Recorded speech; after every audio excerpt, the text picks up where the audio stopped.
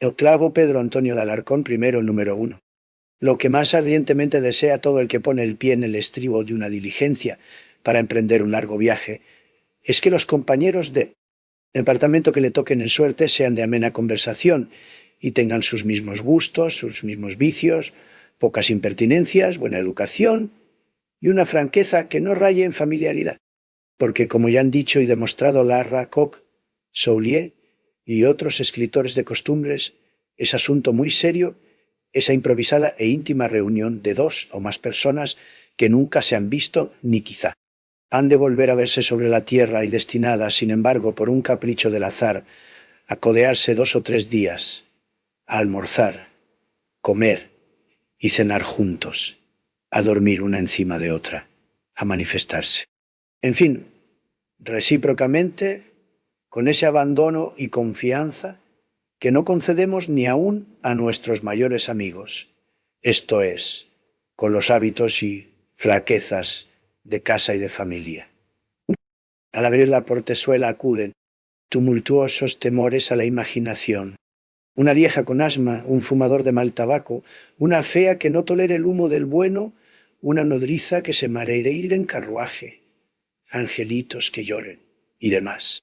Un hombre grave que ronque, una venerable matrona que ocupe asiento y medio, un inglés que no hable español, supongo que vosotros no habláis el inglés, tales son, entre otros, los tipos que teméis.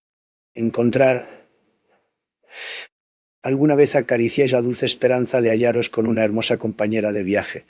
Por ejemplo, con una viudita de 20 a 30 años y aún de 36 con quien sobrellevar a medias las molestias del camino, pero no bien os ha sonreído esta idea cuando os apresuráis a desecharla melancólicamente, considerando que tal ventura sería demasiada para un simple mortal en este valle de lágrimas y despropósitos.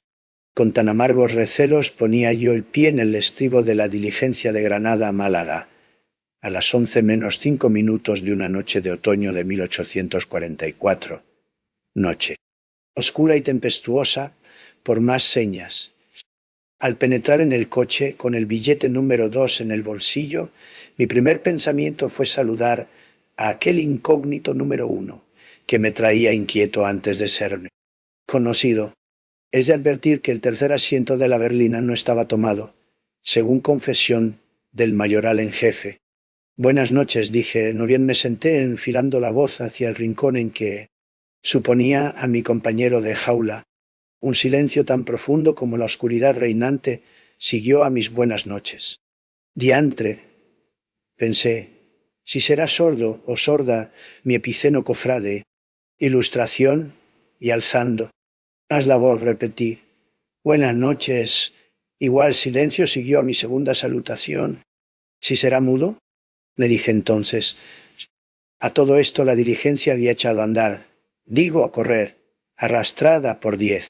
Riosos caballos. Mi perplejidad subía de punto. ¿Con quién iba? ¿Con un varón? ¿Con una hembra? ¿Con una vieja? ¿Con una joven?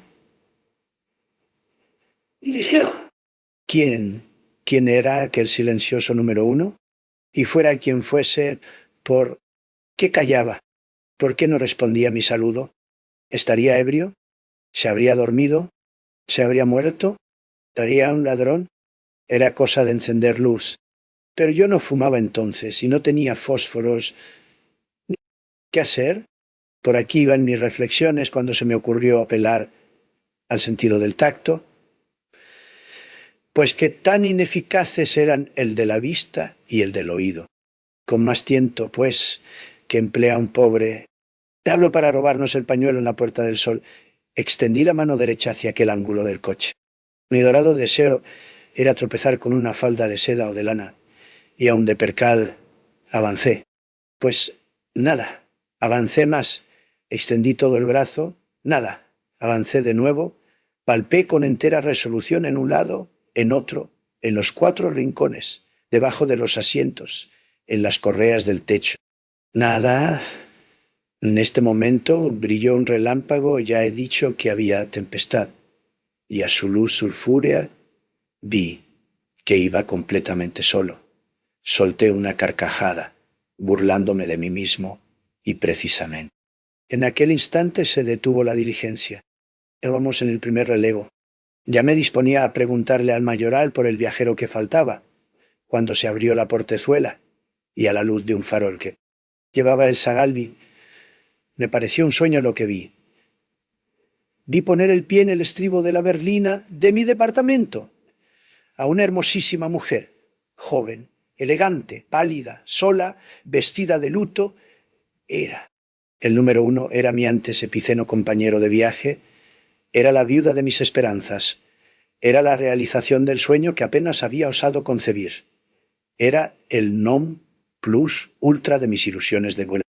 Viajero era ella, quiero decir, había de ser ella con el tiempo. Segundo, escaramuzas. Luego que hube dado la mano a la desconocida para ayudarla a subir, y que ella tomó asiento a mi lado murmurando un gracias, buenas noches, que me llegó al corazón. Ocurrióseme esta idea tristísima y desgarradora. De aquí a Málaga solo hay 18 leguas, que no fuéramos a la península de Kamchatka. Entre tanto se cerró la portezuela y quedamos a oscuras. Esto significaba no verla.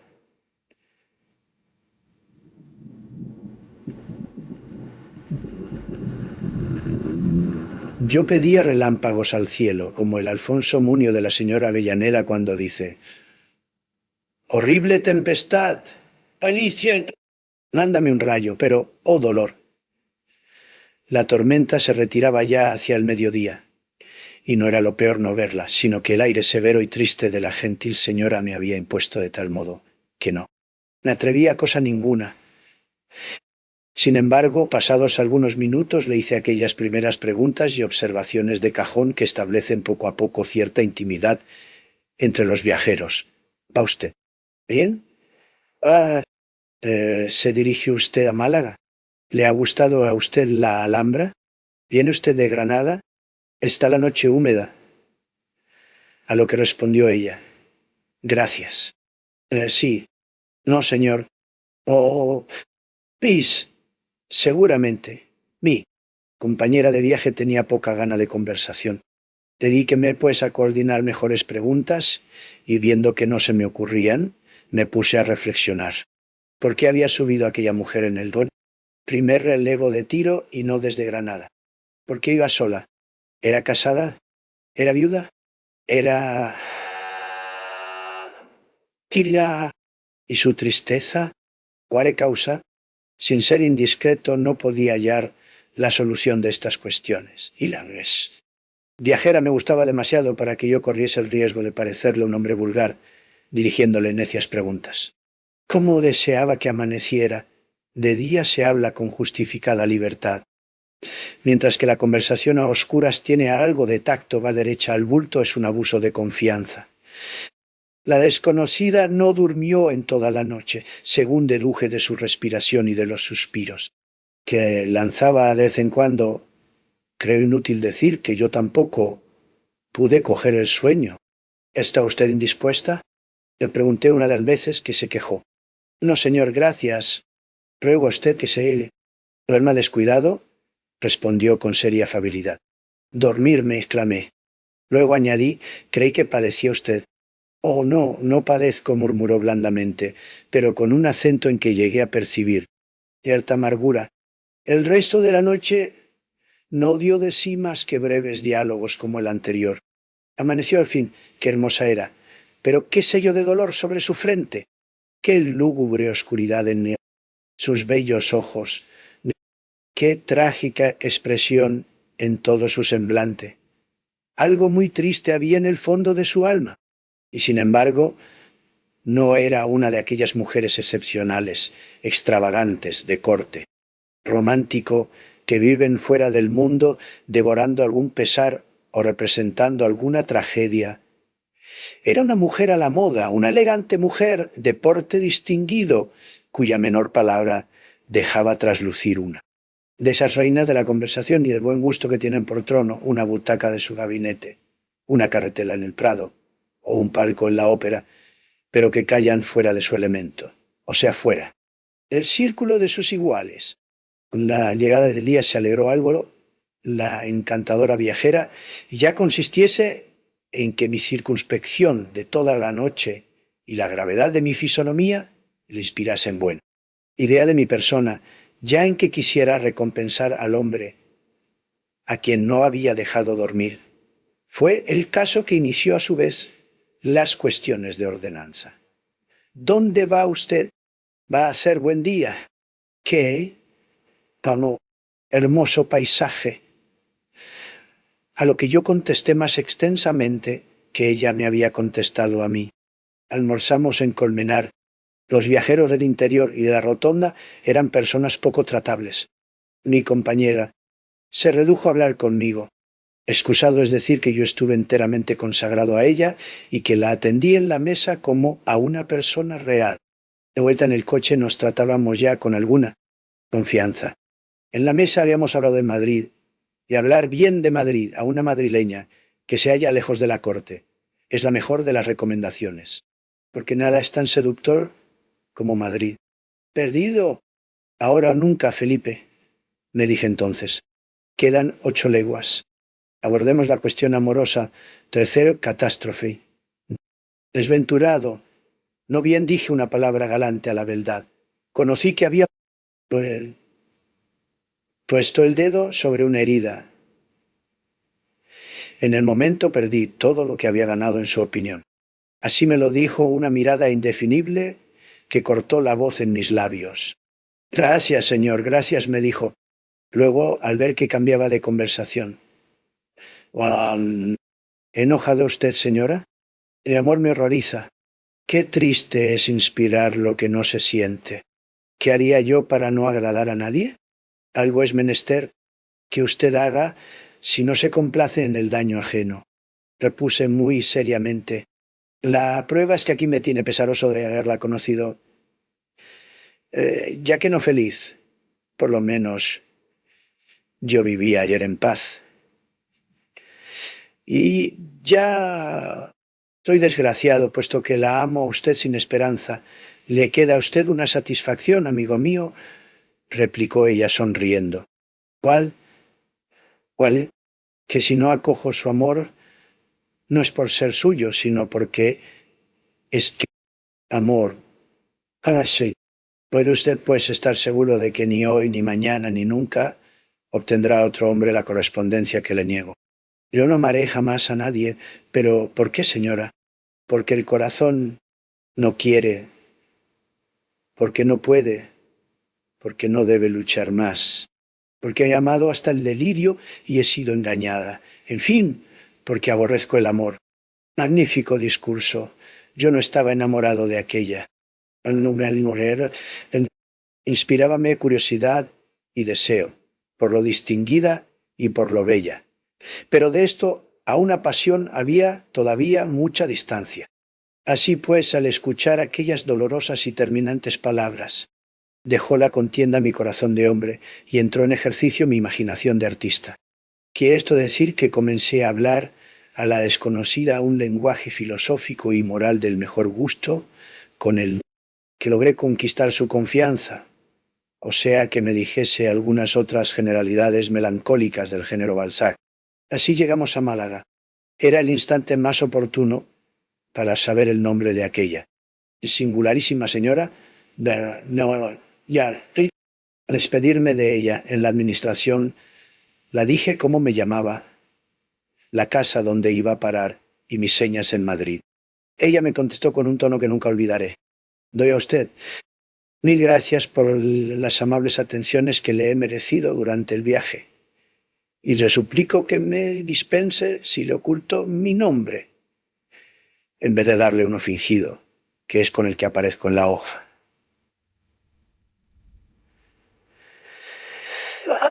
Ah, respondí, luego nunca volveremos a vernos. Nunca. Lo cual no debe pesarle. Ilustración. Dicho esto, la joven sonrió sin alegría, tendiéndome una mano con exquisita gracia, y murmuró: Pida usted a Dios por mí. Yo estreché su mano, linda y delicada, y terminé con un saludo aquella escena que empezaba a hacerme mucho daño. En esto llegó un elegante coche al parador. Un lacayo con librea negra avisó a la desconocida. Subió ella al carruaje, saludóme de nuevo y desapareció por la puerta del mar. 2 meses después volví a encontrarla. Sepamos dónde. Otro viaje. Sí, las horas del día de tiara, del sector, que se acerca al cielo de la tarde, al poncho del 1 de noviembre de aquel mismo año, caminaba yo sobre un mal rocín de alquiler por el arrecife que conduce a villa importante y cabeza de partido de la provincia de Córdoba. No, ni criado y el de la mano. El entiende que al ser ese delito de equipaje iban en otro rocín mucho peor. Dirigíame a con objeto de arrendar unas tierras y permanecer 3 o 4 semanas en casa del juez de primera instancia, íntimo amigo mío a quien conocí en la Universidad de Granada cuando ambos estudiábamos jurisprudencia y donde simpatizamos, contrajimos estrecha amistad y fuimos inseparables. Después no nos habíamos visto en 7 años. Según iba aproximándome a la población término de mi viaje, llegaba más distintamente a mis oídos el melancólico clamoreo de muchas campanas que tocaban a muerto. Maldita la gracia que me hizo tan lúgubre. ¿Coincidencia? Sin embargo, aquel doble no tenía nada de casual, y yo debí contar con él, en atención a ser víspera del Día de Difuntos. Llegué con todo muy de mal humor a los brazos de mi amigo, que me aguardaba en las afueras del pueblo. Él advirtió al momento mi preocupación y después de los primeros saludos, ¿qué tienes?, me dijo, dándome el brazo, en tanto que sus criados y el mío se alejaban con las cabalgaduras. Hombre, seré franco, le contesté, nunca he merecido, ni pienso merecer, que me eleven arcos de triunfo. Nunca he experimentado ese inmenso júbilo que llenará el corazón de un grande hombre en el momento que un pueblo alborozado sale a recibirlo, mientras que las campanas repican a vuelo, pero ¿a dónde vas a parar? A la segunda parte de mi discurso. Y es que si en este pueblo no he experimentado los honores de la entrada triunfal, acabo de ser objeto de otros muy parecidos, aunque enteramente opuestos.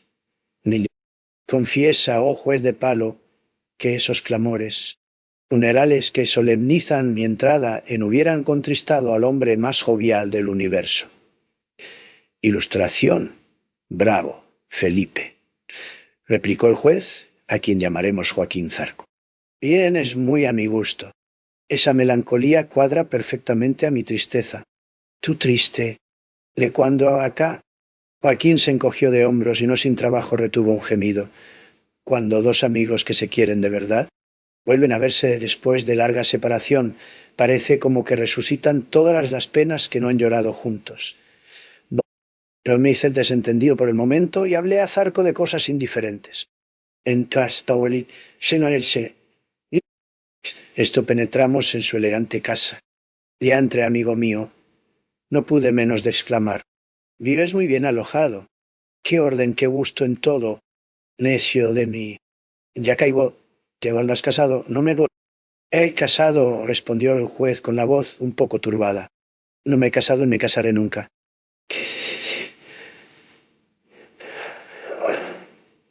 Y no te has casado, lo creo. Supuesto que no me lo has escrito. Y la cosa valía la pena de ser contada, pero eso de que no te casarás nunca no me parece tan fácil ni tan creíble. Pues te lo juro, replicó Zarco solemnemente. Qué rara metamorfosis, repuse yo. Tú, tan partidario siempre del sacramento, tú que hace 2 años me escribías aconsejándome que me casara, salir ahora con esa novedad. Amigo mío, a ti te ha sucedido algo y algo muy penoso. ¿A mí? Dijo Zarco, estremeciéndose. A ti, proseguí yo, y vas a contármelo. Tú vives aquí solo, encerrado en la grave circunspección que exige tu destino, sin un amigo a quien referir tus debilidades de mortal. Pues, bien, cuéntamelo todo y veamos si puedo servirte de algo. El juez me estrechó las manos diciendo, sí, sí, lo sabrás todo, amigo mío. Estoy muy desventurado. Luego se serenó un poco y añadió, realmente, vístete. Hoy va todo el pueblo a visitar el cementerio y parecería mal que yo faltase. Vendrás conmigo. La tarde está buena y te conviene andar a pie, para descansar del trote del rocín. El cementerio se halla situado en medio de un hermoso campo y no te disgustará el paseo. Por el camino te contaré la historia que ha acibarado mi existencia y verás si tengo o no tengo motivos para renegar de las mujeres. Una hora después caminábamos Sarco y yo en dirección al cementerio. Mi pobre amigo me habló de esta manera. Gustara tondo cucaica estaba en memorias de un juez de primera instancia. Ayer hace 2 años que, estando de promotor fiscal, obtuve licencia para pasar un mes en Sevilla. En la fonda en que me hospedé vivía hacía algunas semanas cierta elegante y hermosísima joven que pasaba por viuda, cuya procedencia, así como el objeto que la retenía en Sevilla, eran un misterio para los demás huéspedes. Su soledad, su lujo, su falta de relaciones y el aire de tristeza que la envolvía daban pie a 1000 conjeturas, todo lo cual, unido a su incomparable belleza y a la inspiración y gusto con que tocaba el piano y cantaba, no tardó en despertar en mi alma una invencible inclinación hacia aquella mujer. Sus habitaciones estaban exactamente encima de las mías, de modo que la oía cantar y tocar, ir y venir, y hasta conocía cuándo se acostaba, cuándo se levantaba y cuándo pasaba la noche en vela, cosa muy frecuente, aunque en lugar de comer en la mesa redonda se hacía servir en su cuarto, y no iba nunca al teatro, tuve ocasión de saludarla varias veces, ora en la escalera, ora en alguna tienda, ora de balcón a balcón, y al poco tiempo los dos estábamos seguros del placer con que nos veíamos. Tú lo sabes. Yo era grave, aunque no triste, y esta circunspección mía cuadraba perfectamente a la retraída existencia de aquella mujer, pues ni nunca la dirigí la palabra, ni procuré visitarla en su cuarto, ni la perseguí con enojosa curiosidad como otros habitantes de la fonda. Ilustración respecto a su melancolía, debió de halagar su orgullo de paciente. Dígolo porque no tardó en mirarme con cierta deferencia, cual si ya nos hubiésemos revelado el uno al otro. 15 días habían transcurrido de esta manera cuando la fatalidad, nada más que la fatalidad, me introdujo una noche en el cuarto de la desconocida.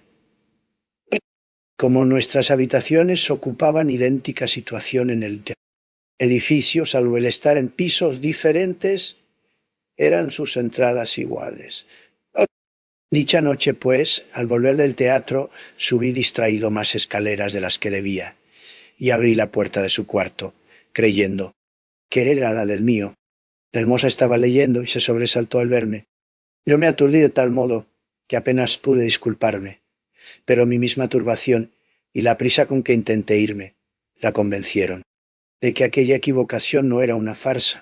Retúvome, pues, con exquisita amabilidad para demostrarme, dijo que creía en mi buena fe y que no estaba incomodada conmigo, acabando por suplicarme que me equivocara otra vez deliberadamente, pues no podía tolerar que una persona de mis condiciones de carácter pasase las noches en el balcón oyéndola cantar como ella me había visto.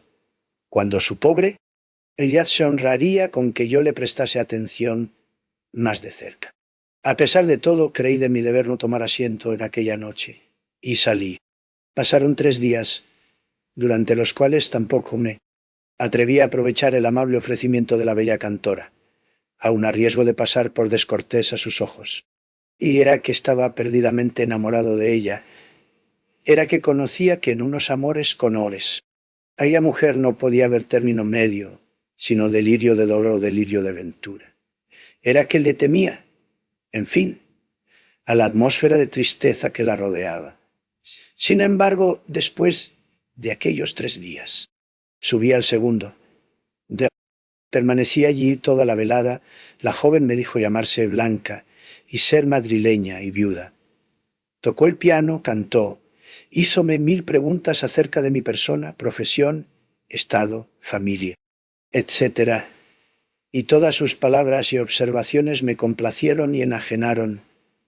Mi alma fue, desde aquella noche, esclava de la suya. A la noche siguiente volví, y a la otra noche también, y después todas. Las noches y todos los días nos amábamos y ni una palabra de amor nos habíamos dicho. Pero hablando del amor, habíale yo encarecido varias veces la importancia que daba a este sentimiento, vehemencia de mis ideas y pasiones, y todo lo que necesitaba mi corazón para ser feliz. Ella, por su parte, me había manifestado que pensaba del mismo modo. Yo, dijo una noche, me casé sin amor a mi marido. Poco tiempo después, lo odiaba. Hoy ha muerto. Solo Dios sabe cuánto he sufrido. Yo comprendo el amor de esta suerte. ¿Es la gloria o es el infierno? Y para mí, hasta ahora, siempre ha sido el infierno. Aquella noche no dormí. La pasé analizando las últimas palabras de Blanca. Qué superstición la mía. Aquella mujer me daba miedo. Llegaríamos a ser yo su gloria y ella mi infierno. Entretanto expiraba el mes de licencia. Podía pedir otro pretextando una enfermedad, pero debía hacerlo. Consulté a Blanca. ¿Por qué me lo pregunta usted a mí?, repuso ella cogiéndome una mano. Más claro, Blanca, respondí. Yo la amo a usted. ¿Hago mal en amarla? No, respondió Blanca palideciendo, y sus ojos negros dejaron escapar 2 torrentes de luz y de voluptuosidad. Segundo, pedí, pues, 2 meses de licencia y me los concedieron gracias a ti. Nunca me hubieras hecho aquel favor. Mis relaciones con Blanca no fueron amor, fueron delirio, locura, fanatismo. Lejos de atemperarse mis frenesí con la posesión de aquella mujer extraordinaria, se exacerbó más y más. Cada día que pasaba descubría yo nuevas afinidades entre nosotros, nuevos tesoros de ventura, nuevos manantiales de dar. Felicidad inonicata, felicidad, pero en mi alma como en la suya brotaban al propio tiempo misteriosos temores. Temíamos perdernos. Esta era la fórmula de nuestra inquietud. Los amores vulgares necesitan el miedo, para alimentarse, para no decaer. Por eso se ha dicho que toda relación ilegítima es más vehemente que el matrimonio. Pero un amor como el nuestro hallaba recónditos pesares en su precario porvenir, en su inestabilidad, en su carencia de lazos indisolubles. Blanca me decía, nunca esperé ser amada por un hombre como tú, y después de ti no veo amor ni dicha posibles para mi corazón. Joaquín, un amor como el tuyo era la necesidad de mi vida. Moría ya sin él moriría mañana. Dime que nunca me olvidarás. Casémonos, Blanca, respondía yo, y Blanca inclinaba la cabeza con angustia. Sí, casémonos, volvía yo a decir, sin comprender aquella muda desesperación. «¿Cuánto me amas?», replicaba ella. «Otro hombre en tu lugar rechazaría esa idea si yo se la propusiese. Tú, por el contrario, yo, Blanca, estoy orgulloso de ti. Quiero ostentarte a los ojos del mundo. Quiero perder toda zozobra acerca del tiempo que vendrá. Quiero saber que eres mía para siempre. Además, tú conoces mi carácter, sabes que nunca transijo en materias de honra. Pues bien, la sociedad en que vivimos llama crimen a nuestra dicha. ¿Por qué no hemos de redimirnos al pie del altar? Te quiero pura, te quiero noble, te quiero santa. Te amaré entonces más que hoy. Acepta mi mano. No puedo, respondía aquella mujer incomprensible. y este debate se reprodujo 1000 veces. Un día que yo peroré largo rato contra el adulterio y contra toda inmoralidad, Blanca se conmovió extraordinariamente. Lloró, me dio las gracias y repitió lo de costumbre. —¿Cuánto me amas? Qué bueno, qué grande, qué noble eres. Ah, todo esto expiraba la prórroga de mi licencia. Érame necesario volver a mi destino y así se lo anuncié a Blanca. —¡Separarnos! —gritó con infinita angustia. —Tú lo has querido —contesté—. Eso es ya no dirá con la escuela del anterior. ¿Pasa? Imposible. Yo te idolatro, Joaquín. Blanca, yo te adoro. Abandona tu carrera. Yo soy rica. Viviremos juntos. No, tapándome la boca para que no replicara. La besé la mano y respondí. De sí. Mi esposa aceptaría esa oferta haciendo todavía un sacrificio. Pero de ti, de mí, respondió llorando. De la madre de tu hijo. ¿Quién? Tú. Ah, Blanca. Sí, Dios acaba de decirme que soy madre por primera vez. Tú has completado mi vida, Joaquín. Y no bien gusto la fruición de esta bienaventuranza absoluta. Quieres desgajar el árbol de mi dicha. Me das un hijo y me abandonas tú. Sé mi esposa, Blanca. Fue mi única contestación. Rogemos la felicidad de ese ángel que llama a las puertas de la vida. Blanca permaneció mucho tiempo silenciosa. Luego levantó la cabeza con una tranquilidad indefinible y murmuró: «Seré tu esposa». «Gracias, gracias, Blanca mía. Escucha», dijo al poco rato, «no quiero que abandones tu carrera». «¡Ah! Mujer sublime, vete a tu...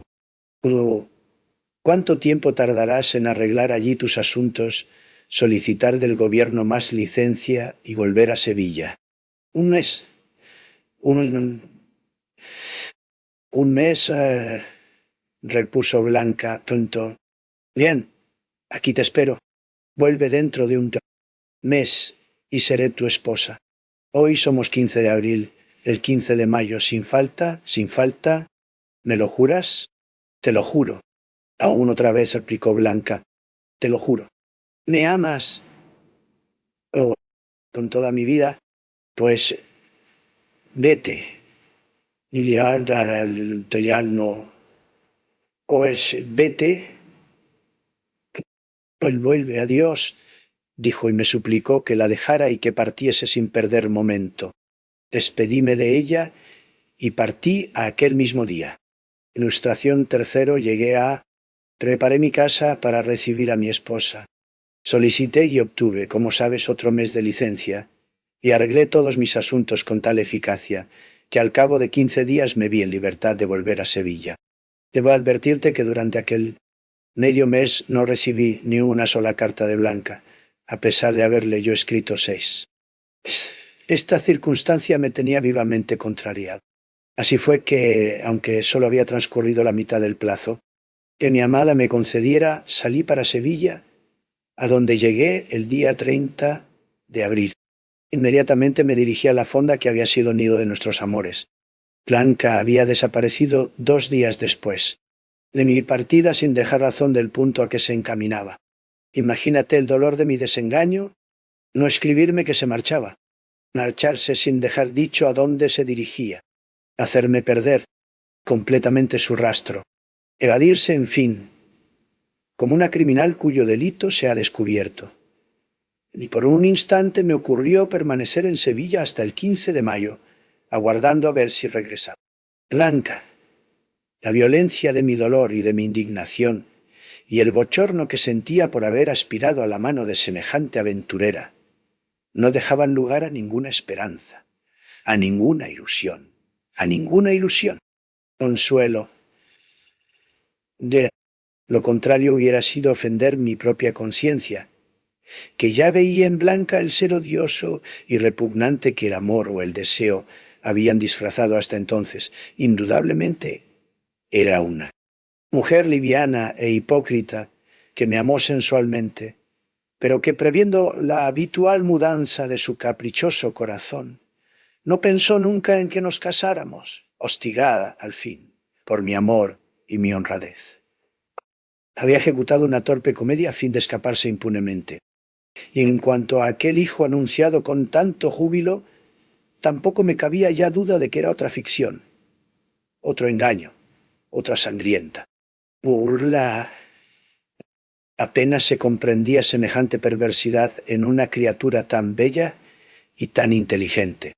3 días nada más estuve en Sevilla, y el 4 de mayo me marché a la corte renunciando a mi destino, para ver si mi familia y el bullicio del mundo me hacían olvidar a aquella mujer que sucesivamente había sido para mí la gloria y el infierno.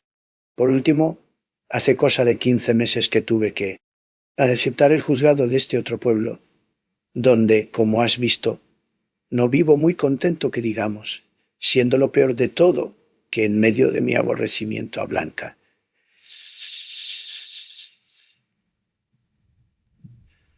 detesto mucho más a las demás mujeres, por la sencilla razón de que no son ella. ¿Te convences ahora de que nunca llegaré a casarme? Vi el cuerpo del delito. Pocos segundos después de terminar mi amigo Sarco la relación de sus amores, llegamos al cementerio. El cementerio de no es otra cosa que un campo yermo y solitario, sembrado de cruces de madera y rodeado por una tapia. Ni lápidas ni sepulcros turban la monotonía de aquella mansión. Allí descansan en la fría tierra pobres y ricos, grandes y plebeyos, nivelados por la muerte. Esos pobres cementerios que tanto abundan en España y que son acaso los el tomo el cero más poéticos y los más propios de sus moradores. Sucede con frecuencia que, para sepultar un cuerpo, es menester exhumar otro, o mejor dicho, que cada 2 años se echa una nueva capa de muertos sobre la tierra. Consiste esto en la pequeñez del recinto y da por resultado que, alrededor de cada nueva zanja, hay 1000 blancos despojos que de tiempo en tiempo son conducidos al osario común. He visto más de una vez estos osarios y en verdad que merecen ser vistos. Figuraos, en un rincón del Camposanto, una especie de pirámide de huesos, una colina de multiforme marfil, un cerro de cráneos, fémures, canillas, húmeros, clavículas rotas, columnas espinales desgranadas, dientes sembrados acá y allá, costillas que fueron armaduras de corazones, dedos diseminados, y todo ello seco. Frío, muerto, árido, figuraos aquel horror.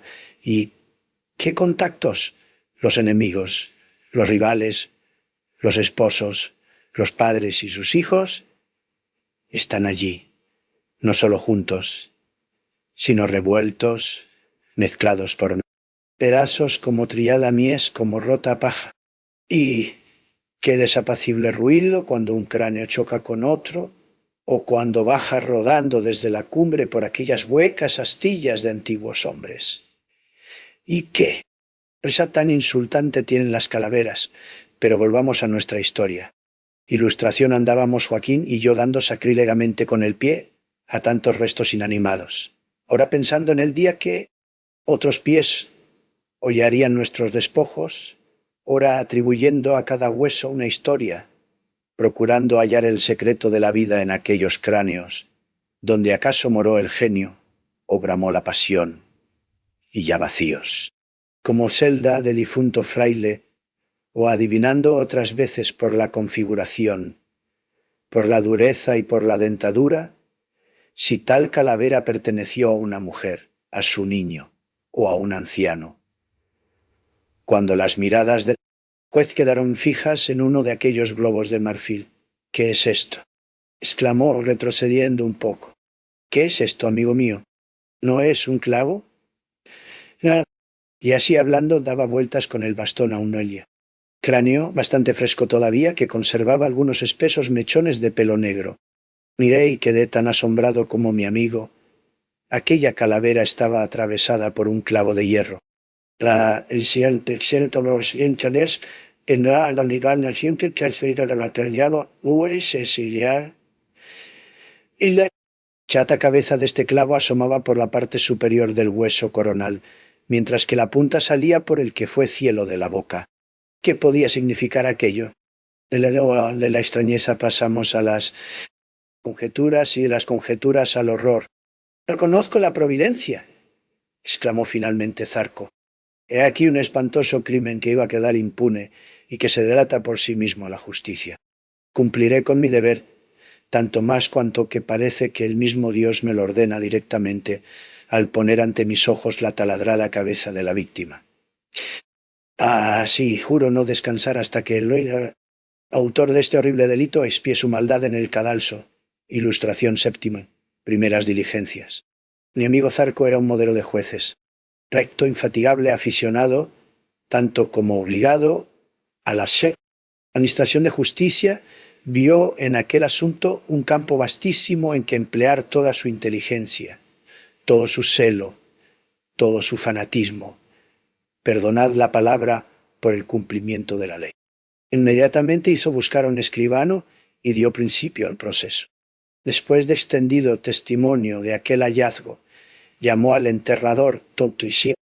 El lúgubre personaje se presentó ante la ley, pálido y tembloroso de tirar sin libertad señal, si te montara de estar unida. A la verdad, entre aquellos dos hombres, cualquiera escena tendría que ser horrible.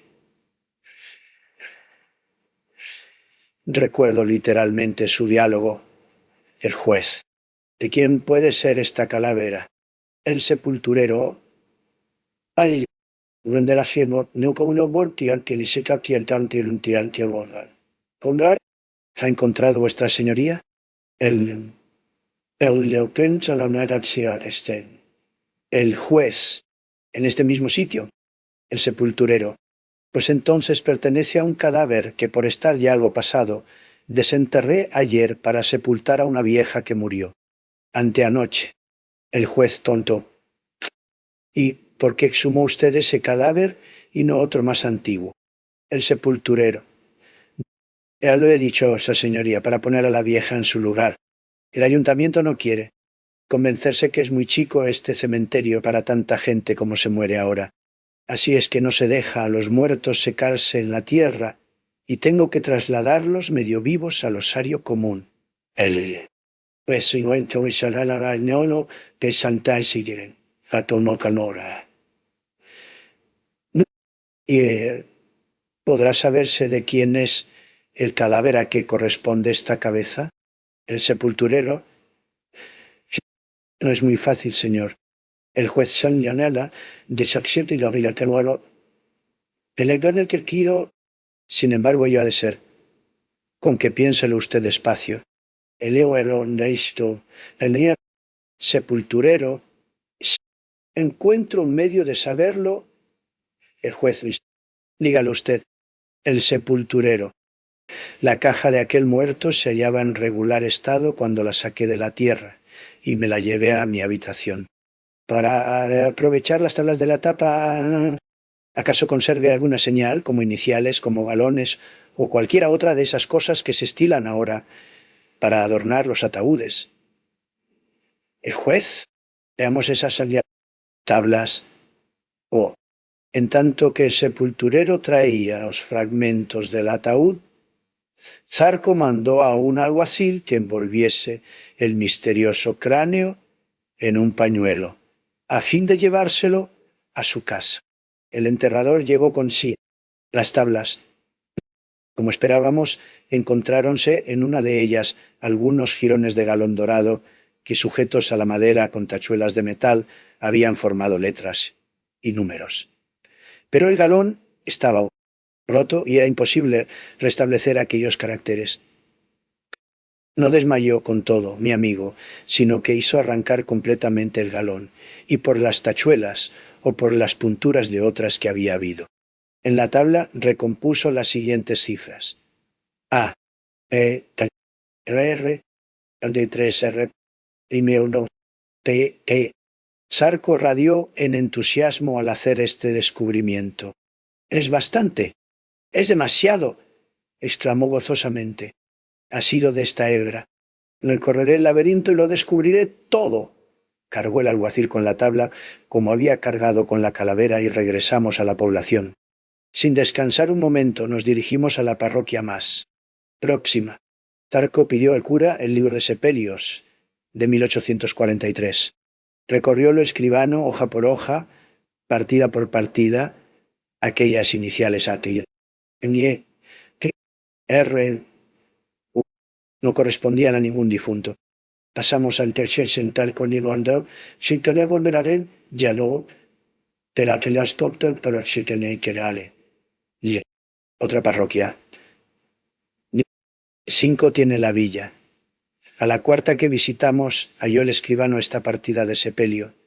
En la iglesia parroquial de la villa de a 4 de mayo de 1843 se hicieron los oficios de funeral conformes a entierro mayor en el cementerio común a don Alfonso Gutiérrez del Romeral, natural y vecino, que fue de esta población, el cual no recibió los santos sacramentos ni protestó por haber muerto de apoplejía fulminante la noche anterior, a la edad de 31 años.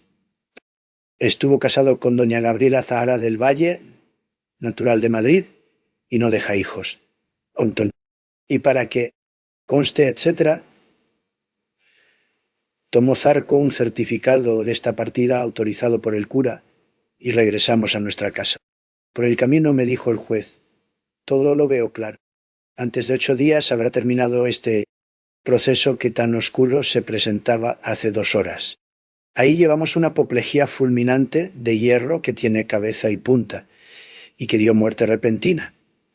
Aún de Alfonso Gutiérrez del Romeral, es decir, tenemos el clavo, ahora solo me falta encontrar el martillo». Otras declaraciones.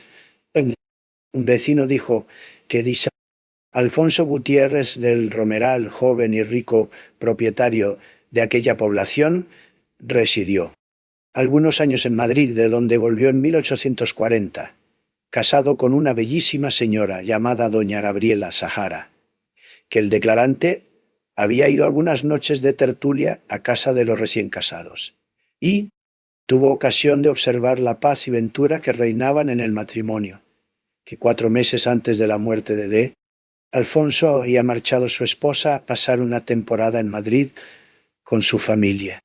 Hubo una explicación del mismo marido que la joven regresó en los últimos días de abril, o sea, 3 meses y medio después de su partida, que a los 8 días de su llegada ocurrió la muerte de D. Alfonso, que habiendo enfermado la viuda a consecuencia del sentimiento que la causó esta pérdida, manifestó a sus amigos que le era insoportable vivir en un pueblo donde todo le hablaba de su querido, malogrado esposo, y se marchó para siempre a mediados de mayo, 10 o 12 días después de la muerte de su esposo, que era cuanto podía declarar, y la verdad a cargo del juramento que había prestado, etc. Otros vecinos prestaron declaraciones casi idénticas a la anterior.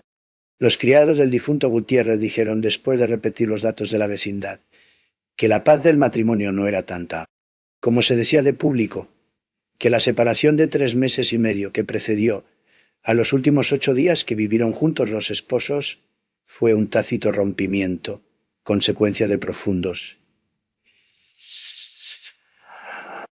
misteriosos disgustos que mediaban entre ambos jóvenes desde el principio de su matrimonio, que la noche en que murió su amo se reunieron los esposos en la alcoba nupcial, como lo verificaban desde la vuelta de la señora, contra su antigua costumbre de dormir cada uno en su respectivo cuarto, que a medianoche los criados oyeron sonar violentamente la campanilla, a cuyo repiqueteo se unían los desaforados gritos de la señora, que acudieron y vieron salir a esta de la cámara nupcial con el cabello en desorden, pálida y convulsa, gritando entre amarguísimos sollozos: «¡Una apoplejía!».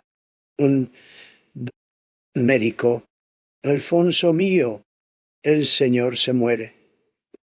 que penetraron en la alcoba y vieron a su amo tendido sobre el lecho y ya cadáver, y que habiendo acudido un médico confirmó que de Alfonso había muerto de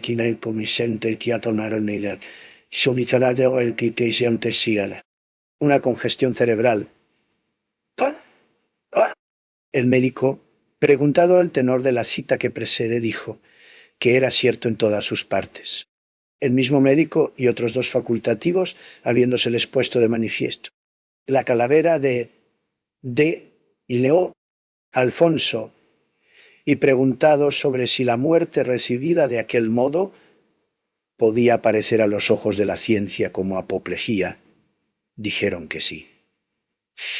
Entonces dictó mi amigo el siguiente auto, considerando que la muerte de ese Alfonso Gutiérrez del Romeral debió de ser instantánea y subsiguiente a la introducción del clavo en su cabeza, considerando que, cuando murió, estaba solo en la silla de alcoba nupcial, considerando que es imposible atribuir a suicidio una muerte semejante por las dificultades materiales que ofrece su perpetración con mano propia.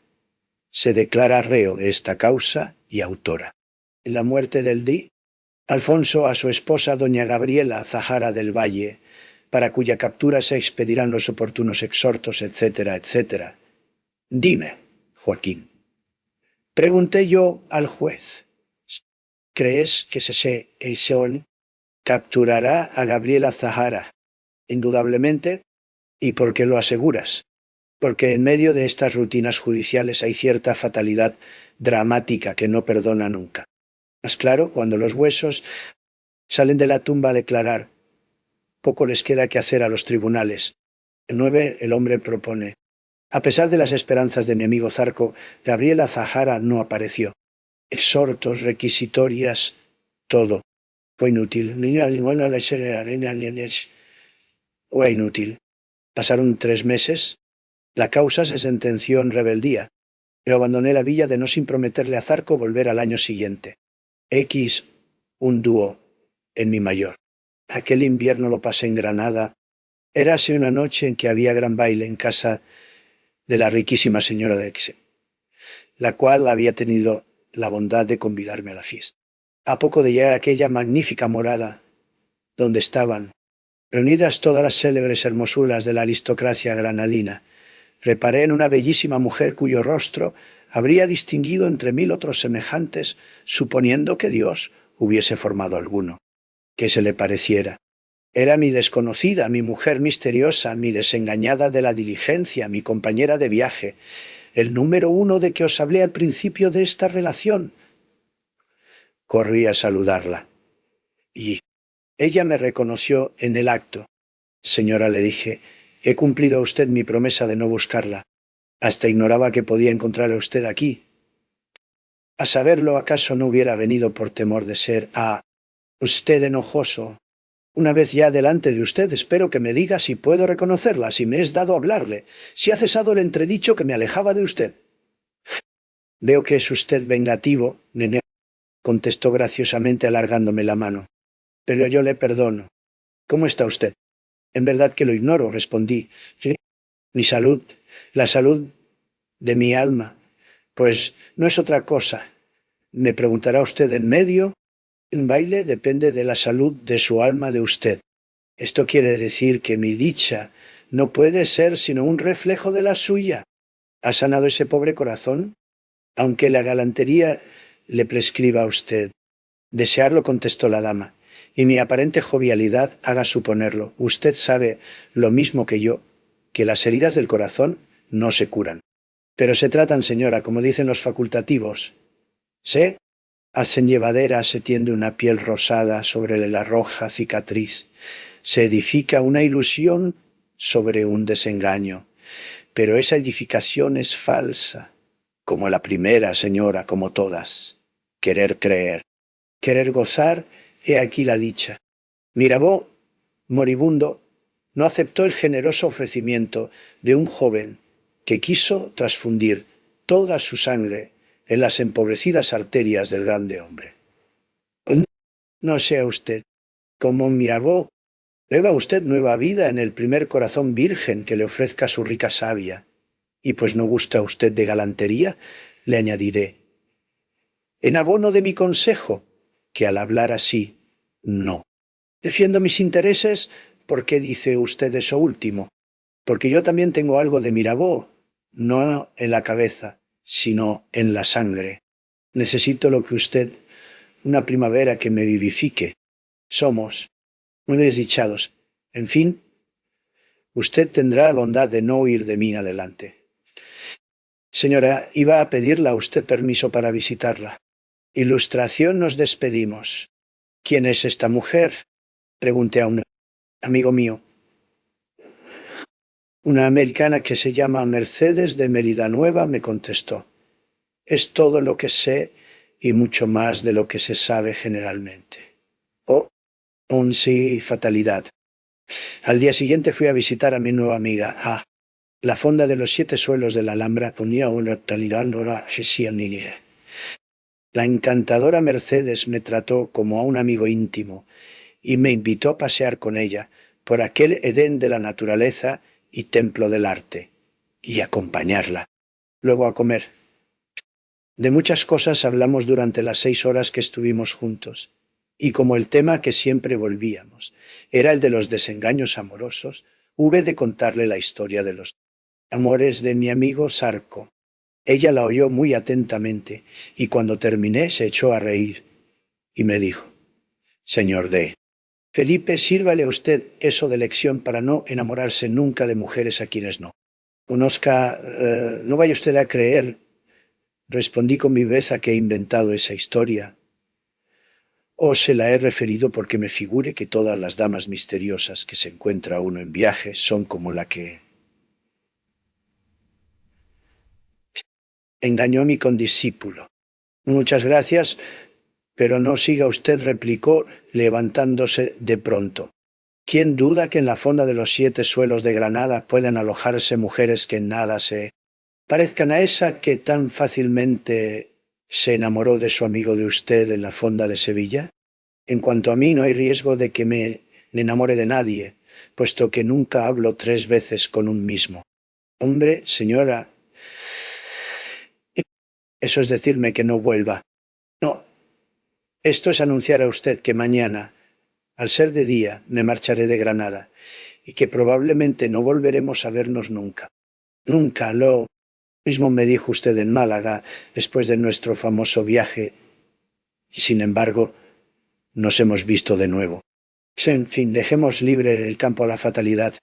Por mi parte, repito que esta es nuestra despedida eterna. Dichas tan solemnes palabras, Mercedes me alargó la mano y me hizo un profundo saludo. Yo me alejé vivamente conmovido, no solo por las frías y desdeñosas frases con que aquella mujer había vuelto a descartarme de su vida como cuando nos separamos en Málaga, sino ante el incurable dolor que vi pintarse en su rostro mientras que procuraba sonreírse al decirme adiós por último. ¿Ves? Por última vez. ¡Ay! Bueno, hubiera sido la última, pero la fatalidad lo tenía dispuesto de otro modo. Todo eso, travesuras del destino, todo. Que pocos días después, llamáronme de nuevo mis asuntos allí, al lado de Joaquín Zarco. Llegué a la villa de que mi amigo seguía triste y solo, y se alegró mucho de verme. Nada había vuelto a saber de Blanca, pero tampoco había podido olvidarla ni siquiera un momento. Indudablemente aquella mujer era su predestinación, su gloria o su infierno. Como el desgraciado solía decir, pronto veremos que no se equivocaba en este supersticioso juicio. La noche del mismo día de mi llegada, estábamos en su despacho leyendo las últimas diligencias practicadas para la captura de Gabriela Zahara del Valle, todas ellas inútiles, por cierto, cuando entró un alguacil y entregó al joven juez un billete que decía de este modo: «En la fonda del León hay una señora que desea hablar con el señor Zarco». «¿Quién ha traído esto?», preguntó Joaquín. «Un criado que yo le quiero con de parte de...». «¿Quién?». ¿Quién? No me ha dicho nombre alguno. ¿Y ese criado? Se fue al momento. Joaquín meditó y dijo luego lúgubremente: una señora. ¿A mí? No sé por qué me da miedo esta cita. ¿Qué te parece, Felipe? Que tu deber de juez es asistir a ella. Puede tratarse de Gabriela Sahara. Tienes razón. Iré, dijo Sarco, pasándose una mano por la frente. Y cogiendo un par de pistolas envolvióse en la capa y el nili, y en que pagaris el seguraría la capa y la cortelí dos quedas semisicola tónica pérsilo. El colon partió sin permitir que lo acompañase. 2 horas después volvió. Venía agitado, trémulo, balbuciente. Pronto conocí que una vivísima alegría era la causa de aquella agitación. Sarco me estrechó convulsivamente entre sus brazos, exclamando a gritos entrecortados por el júbilo: «¡Ah! Si supieras! Y, si supieras, amigo mío». «Nada sé», respondí. «¿Qué te ha pasado?» «Ya soy dichoso. Ya soy el más feliz de los hombres». «Pues, ¿qué ocurre?» «La esquela en que me llamaban a la fonda continúa». «¿Era de ella?» «¿De quién?» «¿De Gabriela Zahara?» «Quita ya, hombre. ¿Quién piensa ahora en desventuras?» «Era de ella». «De la otra». «¿Pero quién es la otra?» «¿Quién ha de ser?» «Blanca, mi amor, mi vida, la madre de mi hijo». «¿Blanca?» repliqué con asombro. «¿Pero no decías que te había engañado?» «Ah, no, fue alucinación mía». «¿La que padeces ahora?» «No, la que entonces padecía». «Escucha, Blanca me adora, adelante. El que tú lo digas no prueba nada. Cuando nos separamos, Blanca y yo, el día 15 de abril, quedamos en reunimos en Sevilla para el 15 de mayo. A poco tiempo de mi marcha, recibió ella una carta en la que le decían que su presencia era necesaria en Madrid para asuntos de familia, y como podía disponer de un mes hasta mi vuelta, fue a la corte y volvió a Sevilla muchos días antes del 15 de mayo. Pero yo, más impaciente que ella, acudí a la cita con 15 días de anticipación de la fecha estipulada, y no hallando a Blanca en la fonda, me creí engañado. Y no esperé. En fin, he pasado 2 años de tormento por una ligereza mía. Ilustración, pero una carta lo evitaba todo. Dice que había olvidado el nombre de aquel pueblo, cuya promotoría sabes que dejé inmediatamente, yéndome a Madrid. «Ah, pobre amigo mío», exclamé, «lo que quieres convencerte, que te empeñas en consolarte. Más vale así, con que veamos cuándo te casas, porque supongo que una vez deshechas las nieblas de los celos, lucirá radiante el sol del matrimonio». «No te rías», exclamó. «Draco, tú serás mi padrino». «Con mucho gusto». «Ah, ¿y el niño? ¿Y vuestro hijo?» «Murió». «También eso». «Pues, señor», dije aturdidamente, «Dios haga un milagro». «¿Cómo? ¿Cómo?» Le digo: «Que Dios te haga feliz». «Rece Dios». «Dispone». Por aquí íbamos en nuestra conversación, cuando oímos fuertes aldabonazos en la puerta de la calle. Eran las 2 de la madrugada. Joaquín y yo nos estremecimos sin saber por qué. Ilustración abrieron, y a los pocos segundos entró en el despacho un hombre que apenas podía respirar y que exclamaba entrecortadamente con indescriptible júbilo: «Albricias. Albricias, compañero. Hemos vencido». Era el promotor fiscal del juzgado. «Explíquese usted, compañero», dijo Zarco alargándole una silla. «¿Qué ocurre para que venga usted tan a deshora y tan contento?» «Ocurre. Apenas es importante lo que ocurre. Ocurre que Gabriela Zahara». «¿Cómo?» Que interrumpimos a un mismo tiempo Zarco y yo. «Acaba de ser presa». «¡Presa!», gritó el juez lleno de alegría. «Sí, señor, presa. repitió el fiscal. La Guardia Civil seguía la pista hace un mes. Y según acaba de decirme el sereno que suele acompañarme desde el casino hasta mi casa, ya la tenemos a buen recaudo en la cárcel. Está muy noble villa. Pues ayer, dono cuando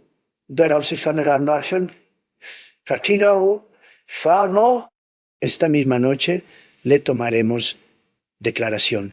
Hágame usted el favor de avisar al escribano de la causa. Usted mismo presenciará las noticias. Actuaciones atendida la gravedad del caso, diga usted que manden a llamar también al sepulturero, a fin de que presente por sí propio la cabeza de D.O. Alfonso Gutiérrez, la cual obra en poder del alguacil. Hace tiempo que tengo escogitado este horrible careo de los dos esposos, en la seguridad de que la parricida no podrá negar su crimen al ver aquel clavo de hierro que en la boca de la boca. Calavera parece una lengua acusadora. En cuanto a ti, díjome luego Zarco, harás el papel de escribiente, para que puedas presenciar sin quebranto de la ley escenas tan interesantes. Nada le contesté. Entregado mi infeliz amigo a su alegría de juez, permítaseme la frase. No había concebido la horrible sospecha que sin duda os agita ya a vosotros. Sospecha que penetró desde luego en mí. Corazón taladrándolo con sus uñas de hierro, Gabriela y Blanca, llegadas a aquella villa en una misma noche, podían ser una misma persona. Dígame usted, pregunté al promotor mientras que Zarco se preparaba para salir. ¿En dónde estaba Gabriela cuando la prendieron los guardias? En la Fonda de León, me respondió el fiscal. Mi angustia no tuvo límites.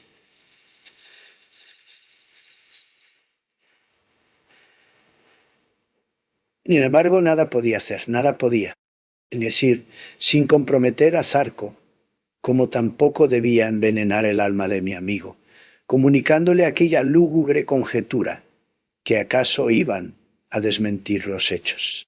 Además, suponiendo que Gabriela y Blanca fueran una misma persona, ¿de qué le valdría al desgraciado el que yo se lo indicase anticipadamente?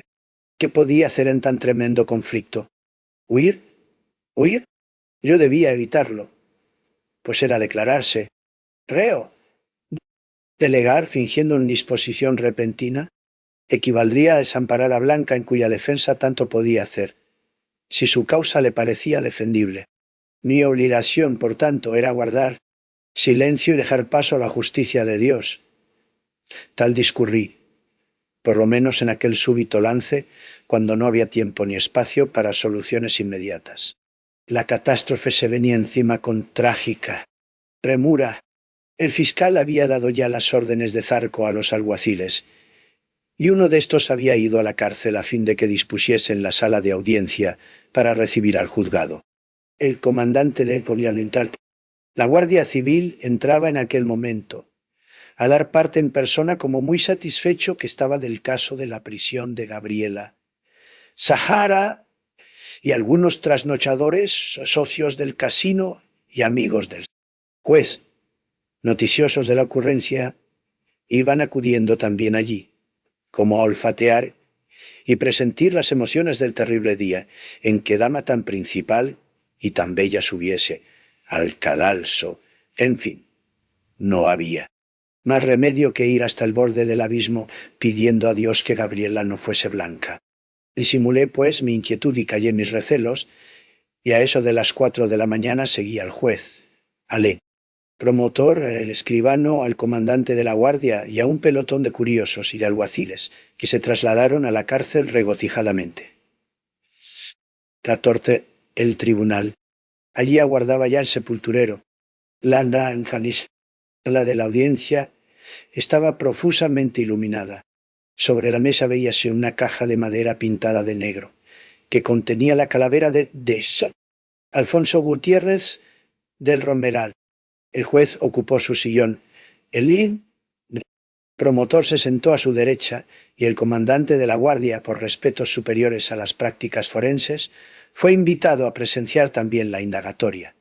Visto el interés que, como a todos, le inspiraba aquel ruidoso proceso. El escribano y yo nos sentamos juntos a la izquierda del juez, y el alcalde y los alguaciles se agruparon a la puerta, no sin que se columbrasen detrás de ellos. Algunos curiosos, a quienes su alta categoría pecuniaria había franqueado para tal solemnidad la entrada en el temido establecimiento, y que habrían de contentarse con ver a la acusada por no consentir otra cosa el secreto del sumario. Constituida en esta forma la audiencia, el juez tocó la campanilla y dijo al alcaide que entre doña Gabriela Zahara. Yo me sentía morir y en vez de mirar a la puerta miraba a Sarko para leer en su rostro la solución del pavoroso problema que me agitaba. Pronto vi a mi amigo ponerse lívido, llevarse la mano a la garganta como para ahogar un rugido de dolor y volverse hacia mí en demanda de socorro. «¡Calla!», le dije llevándome el índice a los labios. Y luego añadí con la mayor naturalidad como respondiendo a alguna observación suya. «Lo sabía». El desventurado quiso levantarse. «Señor juez, soy...», le dije entonces con tal voz y con tal cara que comprendió toda la enormidad de sus deberes y de los peligros que corría. Contrájose, pues horriblemente como quien trata de soportar un peso extraordinario, y, dominándose al fin por medio de aquel esfuerzo, su cara ostentó la inmovilidad de una piedra. A no ser por la calentura de un sus ojos, hubiérase dicho que aquel hombre estaba muerto. Ilustración, y muerto estaba el hombre. Ya no vivía en él más que el magistrado. Cuando me hube convencido de ello, miré, como todos, a la acusada. Figuraos ahora mi sorpresa y mi espanto, casi iguales a los del infortunado juez. Gabriela Zahara no era solamente la blanca de mi amigo, su querida de Sevilla, la mujer con quien acababa de reconciliarse en la Fonda del León, sino también mi desconocida de Málaga, mi amiga de Granada, la hermosísima americana Mercedes, de Mérida Nueva. Todas aquellas fantásticas mujeres se resumían en una sola, en una indudable, en una real y positiva, en una sobre quien pesaba la acusación de haber matado a su marido, en una que estaba condenada a muerte en rebeldía. Ahora bien, esta acusada, esta sentenciada, ¿sería inocente? ¿Lograría sincerarse? ¿Se vería absuelta? Tal era mi única y suprema esperanza. Tal debía ser también la de mi pobre amigo. Quince, el juicio. El juez es una ley que habla, y la ley un juez mudo. La ley debe ser como la muerte, que no perdona a nadie. Montesquieu. Gabriela, llamémosla al fin por su verdadero nombre, estaba sumamente pálida, pero también muy tranquila. Aquella calma era señal de su inocencia o comprobaba la insensibilidad propia de los grandes criminales. ¿Confiaba la viuda de don Alfonso en la fuerza de su derecho o en la debilidad de su juez? Pronto salí de dudas.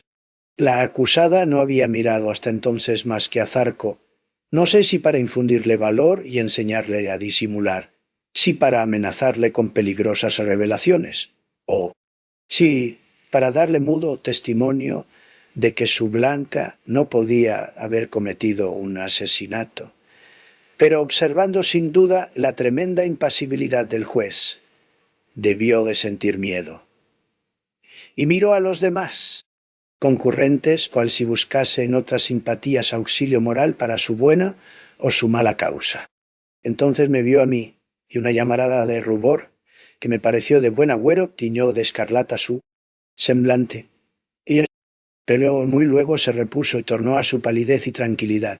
Sarco salió al fin del estupor en que estaba sumido, y con voz dura y áspera como la vara de la justicia, preguntó a su antigua amada y prometida esposa: «¿Cómo se llama usted?».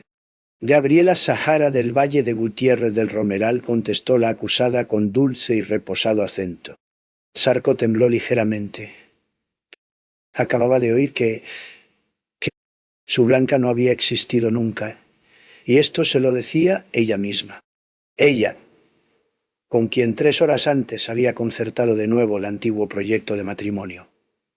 Por fortuna, nadie miraba al juez, sino que todos tenían fija la vista en Gabriela, cuya singular hermosura y suave y apacible voz considerábanse como indicios de inculpabilidad. Hasta el sencillo traje negro que llevaba parecía declarar en su defensa. Repuesto Zarco de su turbación, dijo con formidable acento, y como quien juega de una vez todas sus esperanzas, sepulturero: venga usted y haga su oficio abriendo ese ataúd. Y lee. Señalaba la caja negra en que estaba encerrado el cráneo de Alfonso. Usted, señora, continuó, mirando a la acusada con ojos de fuego, acérquese y diga si reconoce esa cabeza. El sepulturero destapó la caja y se la presentó abierta a la enlutada viuda. Esta, que había dado 2 pasos adelante, fijó los ojos en el interior del llamado ataúd, y lo primero que vio fue la cabeza del clavo, destacándose sobre el marfil de la calavera. Un grito desgarrador, agudo, mudo, mortal, como los que arranca un miedo repentino, o como los que preceden a la locura, salió de las entrañas de Gabriela, la cual retrocedió espantada, mesándose los cabellos y tartamudeando a media voz. Alfonso, Alfonso, y luego se quedó como estúpida. Ella es, murmuramos todos, volviéndonos hacia Joaquín. ¿Reconoce usted, pues, el clavo que dio muerte a su marido?, añadió el juez, levantándose con terrible ademán, como si él mismo saliese de la sepultura. Sí, señor, respondió Gabriela maquinalmente, con entonación y gesto propios de la imbecilidad de... ¿Es decir, que declara usted haberlo asesinado?, preguntó el juez con tal angustia que la acusada volvió en sí, estremeciéndose violentamente. Señor, respondió entonces, no quiero vivir más, pero antes de morir quiero ser oída. Zarco se dejó caer en el sillón como anonadado y miróme cual si me preguntara ¿qué va a decir? Yo estaba también lleno de terror. Gabriel arrojó un profundo suspiro y continuó hablando de este modo. Voy a confesar, y en mi propia confesión consistirá mi defensa, bien que no sea bastante a librarme del patíbulo. Escuchad todos. ¿A qué negar lo evidente? Yo estaba sola con mi marido cuando murió. Los criados y el médico lo habrán declarado así. Por tanto, solo yo pude darle muerte del modo que ha venido a revelar su cabeza, saliendo para ello de la sepultura. Me declaro, pues, autora de tan horrendo crimen. Pero sabed que un hombre me obligó a cometerlo. Zarco tembló al escuchar estas palabras.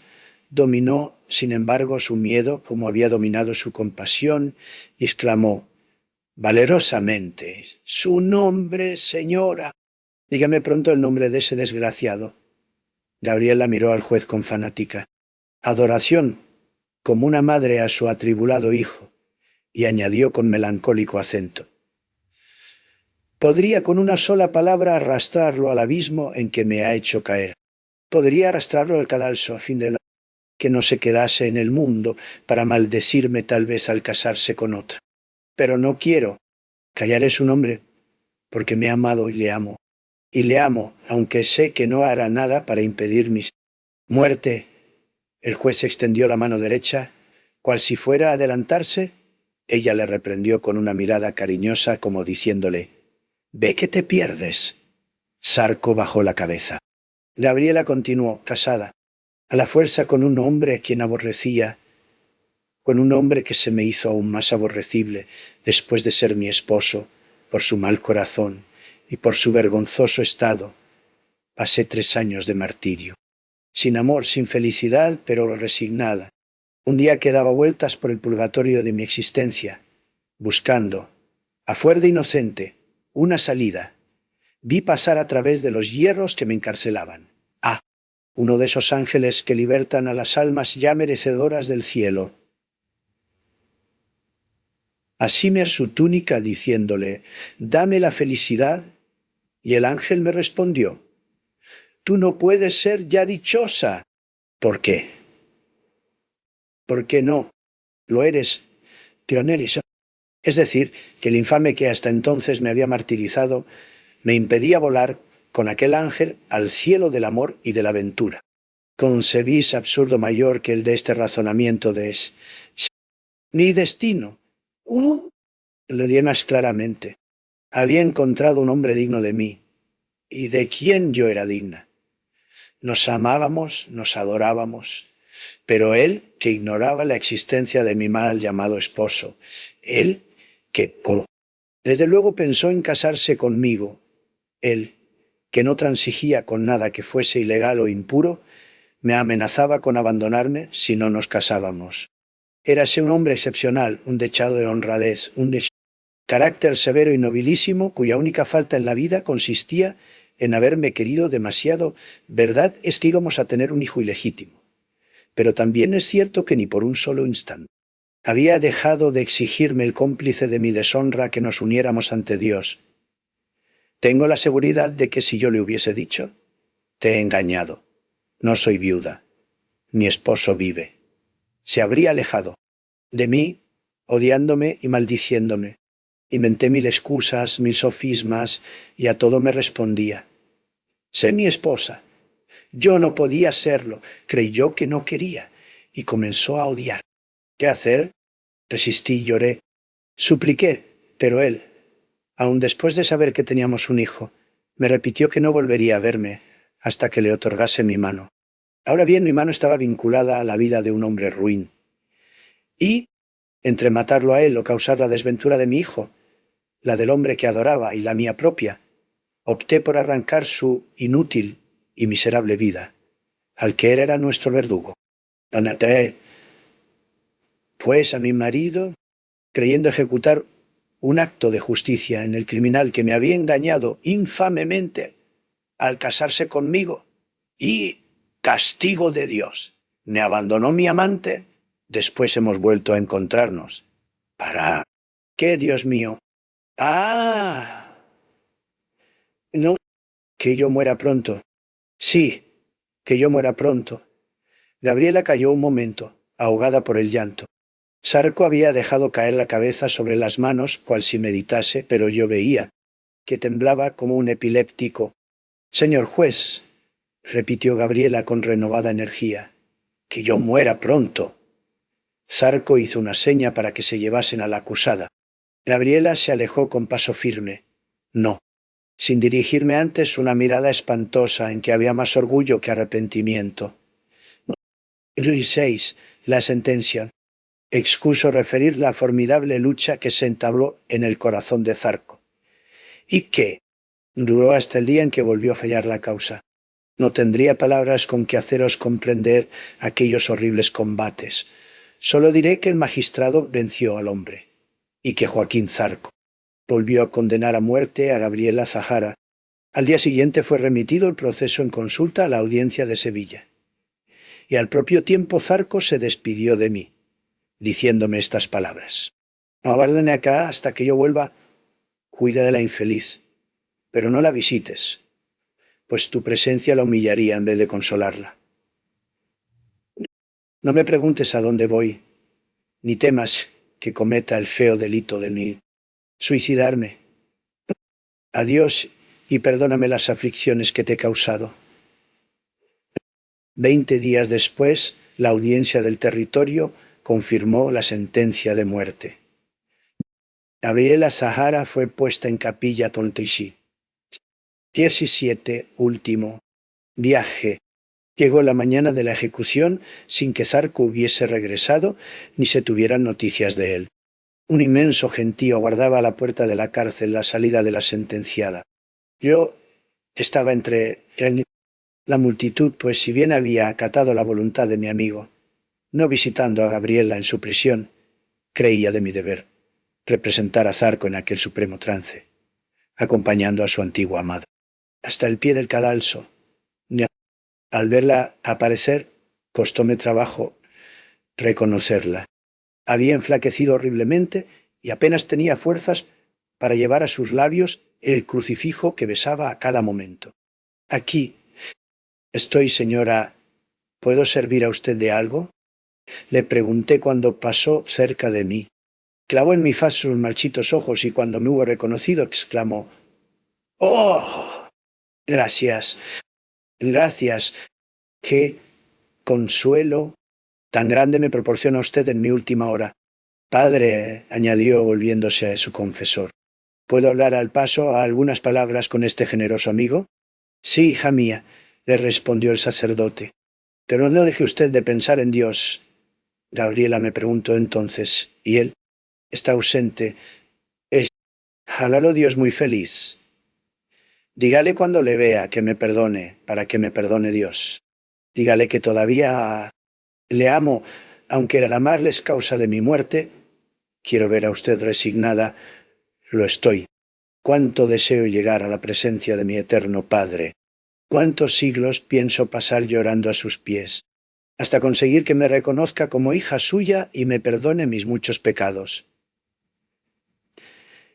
Llegamos al pie de la escalera fatal. Allí fue preciso separarnos. Una lágrima, tal vez la última que aún quedaba en aquel corazón, humedeció los ojos de Gabriela, mientras que sus labios balbucieron esta frase: «Dígale usted que muero bendiciéndole». En aquel momento sintióse viva algazara entre el gentío, hasta que al cabo percibiéronse claramente las voces de «Perdón, perdón», y por la ancha calle que abría la muchedumbre vióse avanzar a un hombre a caballo, con un papel en una mano y un pañuelo blanco en la otra. Ilustración: era Zarco. «Perdón,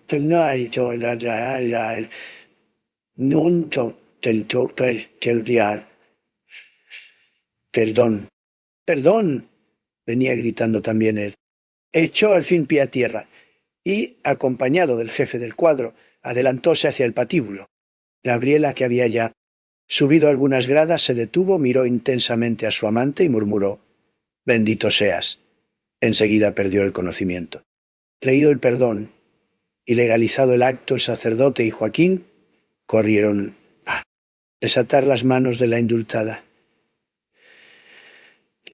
Ilustración, pero toda piedad era ya inútil. Gabriela Zahara estaba muerta. 18. Moraleja. Zarco es hoy uno de los mejores magistrados de La Habana. Se ha casado y debe considerarse feliz, porque la tristeza no es desventura cuando no se ha hecho sabiendas daño a nadie. El hijo que acaba de darle su amantísima esposa disipará la vaga nube de melancolía que oscurece a ratos la frente de mi amigo. Fin.